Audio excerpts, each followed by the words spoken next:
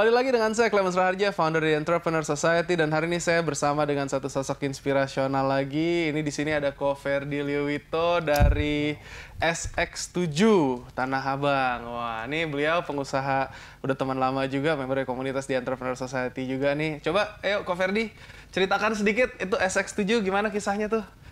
Bisnisnya apa nih? Bergerak di bidang apa nih? Oh, bisnisnya. Bisnis awal bergerak di yang pasti garment. Garment. Awal produksi ada jaket dewasa, anak, oblong, bahkan ada Jaket dewasa, anak oblong. kaos wangki ada pernah. Kaos wangki. Tapi sekarang fokus di jaket anak sih. Fokus di jaket anak? Iya, grosir jaket anak. Grosir jaket produksi anak. sendiri. Produksi sendiri? Betul. Oke, di Tanah Abang berarti ya? Di Tanah Abang. Tanah Abang. Dari awal udah bergerak di Tanah Abang. Tanah Abang. Gimana nih, udah berapa tahun bisnisnya berjalan sekarang, Ko Ferdi? Dari tahun 2011, berarti udah masuk 8 tahun hari. 8 tahun. Gimana perkembangan bisnisnya? Naik, turun, stabil? 3 tahun pertama Sulit. di bawah garis. Di bawah garis? Di bawah garis. Berarti negatif? Atau nol? Atau Cash flow-nya cash flow-nya? Cash flow-nya itu mandek. Cash flow mandek. Iya. Nah ini seru nih, kita mesti dengerin nih. Jadi awal-awal gitu kan kesulitannya, terus gimana tuh? Awal dengan modal seadanya, saat itu mencoba di Tanah Abang. Kan belajarnya waktu itu di Cipulir.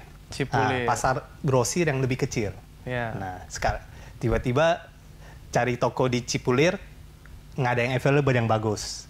Mau nggak mau, coba cari di Tanah Abang. Akhirnya dapat. Tapi pasarnya Cipulir sama pasarnya Tanah Abang itu seperti sungai sama laut bedanya. Oh. Jadi sebelumnya mancing di sungai, ombaknya hampir nggak ada, arusnya kecil. Sekarang mancingnya di laut. Oke. Oh, bedanya jauh banget. Oke. Pas awal barang yang diproduksi, puji Tuhan ludes semua.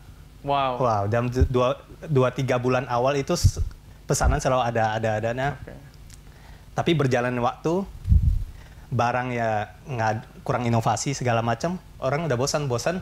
Akhirnya pas tutup tahun pertama, capsule mandek karena mandek. Wow. iya, jadi stok barang ada. Hmm. Nah, sedangkan orang beli kalau mau dapat yang besar langganan harus pakai piutang. Pakai piutang. Betul. Nah, piutang kadang ada yang 2 bulan, ada yang sebulan, ada yang bahkan bisa 3 bulan. Jadi duit nyangkut. Nyangkut semua. Waduh. Oke, terus gimana tuh? Tegang dong, perasaan. Tegang. Padahal sewa toko hanya setahun. Udah harus bayar sewa toko lagi. Nah, saat itu Tanah Abang lagi melonjak, lagi puncak lagi naiknya. Oh, Nah, bagus dong. harga tokonya yang naik. Oh, aduh, oke. Itu naiknya kurang lebih 2 kali lipat. Jadi sebenarnya ada untung, tapi harus bayar, kalau Sewa mau tempat bertahan, Iya. harus sewa lagi dengan modal yang lebih besar, modal sewa tokonya aja. Iya. Nah, itu kendala lagi. Akhirnya udah 2 tahun berjalan segala macam, kan sewa setahun lagi. Ke tahun 3 pemiliknya maunya 2 tahun. 2 tahun harga toko naik kurang lebih 40% lagi. Waduh, buset. Wow. Itu kalau itu 2013 lagi, itu lagi puncak, itu lagi harga paling tingginya. Nah, di Tanah Abang baik di Blok A, di Metro. Nah, itu luar biasa. Udah mau terusin apa enggak ini? Kalau terusin duit nggak ada saat itu buat sewa toko, karena harus 2 tahun lagi. Akhirnya datang ke om saya, ya mau nggak mau ceritain keadaan, bilang terus mau pinjam berapa? Ya udah, saya pinjam buat sewa toko aja, pinjam. Akhirnya utang, malah berutang lebih banyak nih, karena buat sewa toko. Sewa toko dikira bisa berjalan bagus, taunya enggak. Mau nggak mau, wah ini sewa toko udah mahal, penjualan masih tetap. kayaknya cost-nya yang perlu di-cut nih pikirnya. Waktu itu pikir cost-nya yang perlu di-cut. Jadinya sewa toko satu lagi yang lebih murah. Nah, sewa toko dengan gedung baru, waktu itu namanya PGMT A2 baru. Murahnya kurang lebih sepertiganya jauh. Waktu itu pikir mau pindah, jadi yang toko yang lama ini mau hilangkan, over kontrak. Over kontrak. Nah, pikir mau ambil balik, pikir kan udah ada langganan, jadi lebih enak. Taunya nggak sesuai dengan harapan. Jadi buka toko yang satunya sepi banget. Itu yang orang pada belanja masih di toko yang sebelumnya karena taunya waduh. Padahal jaraknya nggak jauh tapi nggak bisa nyebrang gitu loh. Iya. Nah itu udah mencoba ini malah punya lubang baru lagi nih. Iya. Waduh. Nah itu di tahun ketiga itu rasanya ya? udah duit udah habis, mental udah terkikis segala macam, udah posisi berkeluarga, akhirnya udah apa sih yang salah? Udah berjuang sana sini, udah coba bikin ini, bikin itu, ikut pasaran. Apa sih yang salah? Akhirnya ngerucutin produk sampai tinggal satu macam produk, yaitu fokus jaket anak. Tadinya banyak produknya ya. Ada dewasa, ada anak. Ya. Nah, anak itu lebih ke samping, jadi lebih ke dewasa segala macam. Justru malah fokusnya di produk sampingnya malah ya. Yes. Nah, jadi apa sih yang paling laris? Nah, soalnya orang dulu dengar jaket anak itu anak-anak pakai jaket. Mungkin hanya yang pakai motor doang kayaknya. Nah, orang cuma berpikir begitu. Dan saya, dengan berjalan tahun yang 3 tahun itu, saya mencoba menanamkan jaket itu bukan cuman pakai kalau mau hujan gitu loh. Nah, itu jaket itu bisa jadi fashion. Why? Orang bikin, kenapa? Masa sih? Nggak percaya kan? Coba, anak kalau seneng pakai baju yang dia seneng, dicuci udah mau pengen pakai lagi. Nah, pakai baju kan keringat, udah cuci. Coba jaket habis pakai, tinggal digantung, besok bisa pakai lagi. Mau pakai baju apapun, jaket tinggal tutup. Udah beres, bisa jadi style fashion. Nah, itu mulanya dari situ justru. Betul. Terus itu gimana tuh? Pas lagi transisi ada problem atau langsung naik? Pas waktu itu mungkin sampai benar fokus, tapi utang dagangnya masih jatuh tempo semua. Itu jatuh tempo semua, jadi harus ngelobi. Tegang ya? Yes. Suppliernya juga mungkin kalau nggak kenal mungkin udah sita barang. Iya, rata-rata biasa Panama kena sita barang. Oh gitu ya. Itu ngelobi, saya kasih saya kesempatan sekali lagi.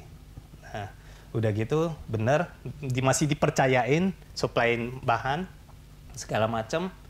Pas masuk tahun keempat, di Tuhan melonjak berkali-kali lipat. Melonjak berkali-kali lipat. Akhirnya pas dengan utang untuk sewa toko itu yang sampai yang sebelumnya itu ketutup semua sampai cash flow jadi lancar di dalam tahun keempat 1 tahun itu. Wah, puji Tuhan ya. Puji Tuhan. Waktu itu baru kenal karena buka toko itu mungkin awal kayak apa ya, mental pedagang sih. Jadi bisa bikin apa, yang penting bikin yang bisa kejual aja, yang bisa kejual, hanya tahu untungnya, cari untung. Jadi nggak ada pikir pasar perlunya apa sih, ini bikin ini buat ngapain sih, yang penting bisa kejual, dapat untung, bisa buat makan segala macam. Nah di tahun kemarin jadi fokus jaket anak, terus jaket anaknya mau dibawa kemana, maksudnya mau ngapain. Nah pikirnya waktu itu seperti itu, punya impian mau, kan udah tanamin nih jaket itu tren sebenarnya. Jadi mau 1 juta anak dimanapun itu dan bisa pakai, bisa menikmatinya. Karena rata-rata namanya orang dengar jaket, wah jaket itu mahal. Dewasa mau beli jaket, belinya paling ratusan ribu. Nah kita bikinnya jadi versinya kelas menengah ke bawah, tapi dengan kualitas yang masih bagus. Nah seperti itu, makanya punya impian seperti itu. Yang penting anak-anak gimana pun sekali lihat suka gitu loh. Iya. Nah itu. Ya, penting. Nah, itu untuk mengalami hal seperti itu. Jadi kalau kita ngomong dalam dunia kewirausahaan ya, teman-teman mau mulai, ada yang mulai dari nol, ada yang mulai dengan modal berlebih, ada yang mulai dengan modal yang tadi mepet, ada yang ngalamin juga kesulitan. Kita nggak boleh pernah menyerah. Yes. Apapun itu, kita harus terus jalanin. Ada problem, ada masalah pun kita hadapi. Bukan berarti terus habis itu kita kabur. Gitu. Jadi kita lebih ke arah, ayo apa nih solusinya? Apa solusinya? Kan pada saat yang tadi mesti pindah toko, terus habis itu buka toko lagi, jadi 2 lobang, nombok lagi, terus tadi habis itu ngikutin sampai ke apa yang pas di toko kedua udah buka, terus habis itu mesti transisi ke produk ya kan, yes. Terus mulai ini sampai akhirnya mesti pindah toko lagi, mesti sewa 2 tahun, tadi kendalanya banyak banget itu yang kalau mau ngomong mungkin banyak orang udah nyerah kali ya. Bahkan nyerah. Oh, salah satunya yang bikin pas puncak langsung sepi banget itu yang saat Cina produksi banyak banget karena di mana-mana bisa produksi mereka di rumah kecil gimana mereka bisa produksi sampai banjir barang apa ya namanya ya, kaos bola. Nah, kaos yang ada kancingnya lah segala macam, semua yang bola itu sampai membanjir. Permintaan nggak sebanyak itu, permintaan hanya dikit, jadinya barang-barang sisa mereka itu jual murah ke Indo, yang orang Tanah Abang import dengan harga murah kayak barang-barang sampah. Nah, barang yang dia jual murah, sedangkan lokal itu produksi pasti lebih mahal. Nah, jual murah, akhirnya orang beli yang import semua, yang barang-barang sisa-sisa pembuangan dari Cina semua. Jadi saat itu barang lokal semua yang bola itu langsung drop sampai lebih di bawah 50%. Nah, itu padahal lagi mau arah Piala Dunia. Jadi toko-toko udah pada bikin ini sana bikin, pikir bakal ramai. Taunya barang Cina drop langsung banyak, udah sepi semuanya stok barang banyak, mati semua. Mati semua. Kacau. Terus gimana solusinya tuh waktu itu? Itu solusinya ya udah dilepas aja, lepas murah, lepas di bawah harga. Waduh, jual rugi lah. Gila, itu kadang bisnis ya mau nggak mau, kalau kita nggak lepas duitnya mati di situ. Iya. Mau nggak mau. Nah ini kalau kita ngomong kisah pengusaha, apa yang bikin terus bertahan pas lagi down kayak gitu, perasaannya gimana? Pasti ngedrop banget dong. Banget. Ya. Sampai nangis rasanya. Nangis ya. Iya. Terus itu apa yang menguatkan tuh dari Ko Ferdi? Yang paling menguatkan 2. Yes. Saya berserah. Nah, intinya berserah dengan iman saya. Ya. Dan Tuhan ya. Terus ada orang yang saya cintai di samping saya. Nah, itu istri saya. 2 tuh teman-teman. Berserah pada Tuhan dan berjuang untuk orang yang tercinta. Ada orang yang dicintai. Wah, mantap nih, keren. Itu yang mempertahankan tuh ya. Iya, ketika capek ngebal siapin kiriman tengah malam, yang dipikir hanya satu. Saya punya istri, saya udah berkeluarga nih. Istri saya masih perlu juga makan, saya perlu membelikan sesuatu buat dia, segala macam. Ya, itu yang membuat saya harus bangun, harus bergerak. Itu adalah contoh penguatan. Makanya teman-teman, pokoknya kita harus fokus ini why-nya kuat. Karena apa? Dia punya istri yang disayangi. Orang yang dicintai. Nah sekarang kita punya motivasinya apa? Untuk teman-teman yang banyak yang mau mulai bisnis, mungkin masih bingung atau masih takut, atau bahkan lagi ngalamin beban berat, lagi sangat-sangat tight, ekonomi lagi lemah atau apapun juga, nggak usah takut, tapi terus fokus. Kita masih bisa cari tuh peluangnya. Justru berubah lini bisnis loh, dari pertama bajunya banyak jenis, sampai akhirnya fokus di jaket anak. Ya, itu salah satu contoh kisah nyata di sini. Nah kalau misalkan untuk Kak Ferdi sendiri, misalkan untuk inspirasi ya, kalau buat teman-teman nih anak-anak yang pada baru, anak-anak muda yang dengerin, yang pada pengen belajar atau pada pengen terjun ke dalam dunia bisnis gitu, itu kira-kira ada pesan apa nggak dari Kak Ferdi sendiri? Mungkin buat anak-anak generasi milenial ini kan banyak yang pengen instan, sukses, cepet gitu kan? Betul. Untuk jangka panjang nggak ada yang instan. Yes. Ya.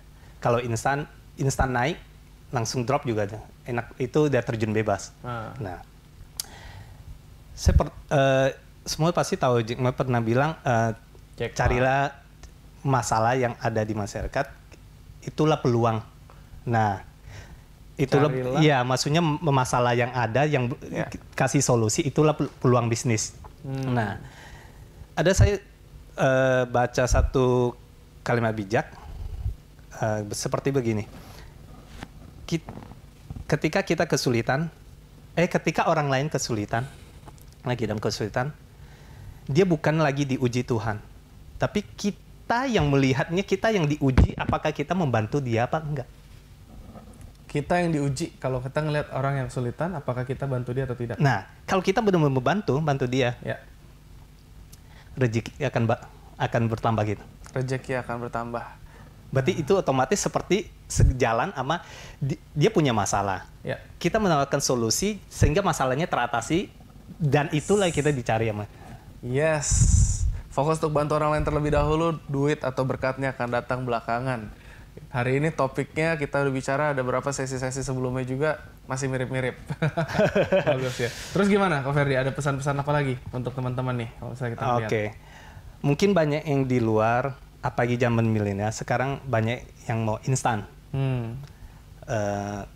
Mager, malas gerak, ya, segala macam. Ya. Saya dulu dari sekolah, saya tipenya sebenarnya malas juga. Malas. Walaupun mungkin dikasih otak sedikit lebih bagus, tapi malas. Nah, malas. Terus gimana? Sedangkan kata orang tua, kata papa saya, dibilang, tahu nggak kalau mau sukses mau gimana? 3, disiplin. 3 kali disiplin. Nah, saya pikir gimana cara ngubah saya yang malas jadi disiplin. Ya. Nah, salah satunya tadi motivasi yang ada orang cinta. Kita perjuangin sama yang orang yang kita cintai, kita punya. Yep. Kedua, kalau nggak bergerak, nah kita udah punya, kita nggak terpanggil untuk bergerak membantu orang. Kalau kita cuma cari untung, bakal capek duluan. Ya. Nah, bakal capek. Makanya mau nggak mau, saya menganggap ini saya bukan cari untung, saya buka bisnis harus pasti untung. Ya. Nah, cuma bukan fokus untung. Nah, gimana saya menghasilkan barang, kalau ada sedikit reject, saya tarik barangnya, nggak mau dijual. Mending saya buang barang, jual di bawah harga murah-murah, ketimbang saya jualnya harga pasaran tapi barang agak kurang bagus. Nah, seperti itu. Jadi saya ketika ada customer pesan barang, saya servisin, mungkin dia kurang harga tapi saya nggak mau kurang kualitas. Nah, seperti itu. Kurang harga tapi nggak mau kurang kualitas ya. Ya. Benar-benar harus dijaga ya, nama baik gitu ya. Terus yang buat saya bertahan, namanya di Tanah Abang, mungkin di semua bisnis juga sama. Ketika waktu saya tahun jaket cukup meledak buat saya sendiri, banyak udah orang mengikut bikin lebih murah. Dia tahu, dia ngejual lebih murah bakal laris. Perang harga. Akhirnya saya datang ke konsultasi sama koko saya. Dibilang kalau dia nggak mau ikut perang harga. Dia bilang dia tinggal tambahin jual harga tetap. Mungkin untung lebih dikit daripada turun harga juga sama. Turunin harga belum tentu jual lebih banyak. Tapi pasti untung lebih dikit. Yes. Nah, dia bilang seperti itu. Makin perang harga, makin lama makin saling perang, akhirnya semuanya nggak jual. Jadinya harus mikirin yang lain. Nah, saat itu saya coba tambahin nilai sedikit ke barang yang ada. Contoh bisa tambahin bordir, tambahin magnet, tambahin segala macam. Harga jual sama. Yang lain kalau mau ikut, karena mereka jual harga lebih murah, pasti untungnya lebih dikit. Kalau dia ngikut lagi, nggak untung mungkin. Ya. Jadi mau nggak mau orang nggak bisa ikut, jadi barang udah beda. Jadi lebih add value lah. Yes. Add value ya dari produknya. Mantap. Nah, ini banyak nih inspirasi kita belajar banyak hal tadi. Dari pertama pas lagi ngalamin kesulitan, itu kita nggak boleh cepat menyerah. Terus yang kedua kita mesti temukan why-nya yang kuat. Dari Ko Ferdi sendiri, why-nya tadi udah ada istri tercinta dan kita serahkan juga. Kita boleh berencana tapi memang kita serahkan sama Tuhan semua rencana tersebut. Yes. Terus habis itu kita juga belajarin, kita nggak mau, kalau misalkan mau ngomongin nih, kita mesti yakin sama produk kita sendiri berarti ya. Betul. Nah, kita yakin dengan produk kita sendiri, tapi bukan berarti kita nggak mau bersaing sama pasar. Kita harus berani bersaing, tapi bersaingnya bukan cuma fokus di perang harga, tapi kita fokus untuk nambah nilai jual. Namanya aja. Wih, keren. Jadi kita nambah nilai jualnya dengan macam-macam tuh, apa strateginya ya. Nah, sekarang kalau kita ngomong bisnis Eko Ferdi sendiri dari SX7, bisnis Eko Ferdi mau dibawa kemana nanti arahnya kira-kira? Sekarang perkembangannya. Kan udah sempat susah banget, terus tahun keempat tuh berkali-kali lipat tuh ya. Yes. Nah, itu sampai saat ini naik terus tuh ya, berarti puji Tuhan atau? Puji Tuhan, naik terus. Bagus. Nah, bahkan sempat penjualan 50% itu orang Malaysia yang belanja. 50% orang Malaysia yang belanja. Mantap. Di kurang lebih 2 tahun lalu. Oh. Nah, pas saat Indonesia lagi lokal lagi turun Ya. pembelian, sedangkan Malaysia makin naik. Nah, Indonesia turun, Malaysia malah naik. nah di tahun ini lebih mulai tahun kemarin hampir mayoritas di hampir semua lini bisnis, tapi ya untuk fashion, garment segala macam turun. Kita memang bilang pada, aduh turun berapa puluh persen. Di tahun ini justru ketika saya nanya langganan saya di berbagai pelosok di Indonesia, juga di Malaysia juga nih, mereka bilang sepi, sepi. Tapi justru langganan yang jualannya hanya online belanja 2-3 kali lipat kenaikannya. Iya. Nah, jadi peluang intinya di saat ada yang turun pasti ada yang naik. Yes. Jadi peluang tuh pasti ada. Yes. Tinggal sekarang kalau gini berarti lebih fokus sekarang online nih ya. Ya. Nah, oke. Mantap. Kalau kita ngomongin juga sama ini, untuk pesan ke teman-teman nih anak-anak muda kan mereka semua pengen terjun dan sekarang kan banyak sekali kalau kita ngomongin dari pasar mulai dari online.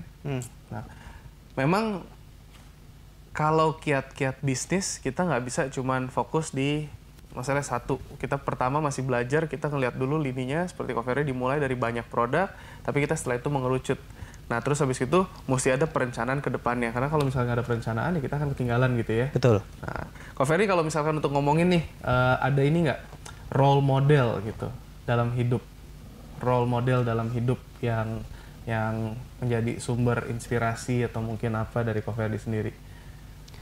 Role model. Wah, itu pertanyaannya kalau dijawab bisa panjang kayaknya. Boleh, nggak apa-apa. Mungkin dari beberapa segmen, ada yang tentang hidup, ada yang bisnis, ada yang tentang apa tersendiri gitu ya, mungkin mentor-mentornya atau role modelnya. Bisa jadi yang orang nggak perlu ketemu langsung kenal, atau mungkin ada yang Ko Ferdi pernah baca bukunya atau pernah datang seminarnya atau pernah lebih ke arah mungkin nonton filmnya bahkan atau gimana gitu. Ada nggak role model yang kira-kira jadi sumber inspirasi nih buat Ko Ferdi sendiri gitu dalam Salah satu role model saya ini. Terima kasih. Teman saya bro. Mantap. Dia sungguh luar biasa. Dengan kesibukan yang ada, dia terus ketemu orang, memberikan inspirasi, memberikan solusi segala macam. Itulah yang passionnya itu yang menjadi pegang apa namanya ya, terinspirasi, sungguh menginspirasi itu. Terima kasih. Luar biasa. Nggak salah. Mantap. Yang lain ada lagi nggak kira-kira orang-orang yang mungkin ini? Oke. Orang-orang salah satunya sebenarnya yang sering saya konsultasi adalah koko saya sendiri. Koko. Bisnisnya juga sama ya lininya? Bisnisnya sama. Dulu saya kerja sama dia dari nggak ada apa-apa. Yes. Jadi udah nggak ada modal. Bisnis waktu saya pernah buka bisnis tahun bangkrut. Nah, jadi udah bukan nggak ada modal, tapi adanya utang. Modal ada, modal dengkul sama otak. Yes. Nah, modal ada, tetap modal tubuh ini. Nah, masih ada tubuh ini buat gerak. Ya udah, dibilang ikut dia, belajar, bisa punya modal, buka sendiri. Jadi dia bukan, itulah hebatnya koko saya seperti ini. Dia bukan saya kerja selamanya kerja sama dia. Jadi gedein buat dia, tapi dia mau, dia satu kata buat adiknya, dia bilang, kalau cuma dia yang sukses, akhirnya orang tua kalau jika sakit mau kemana atau mau kerjaan ke luar negeri, dia yang keluar duit sama cici saya. Kan semuanya tanggungannya ke satu arah nih. Yes.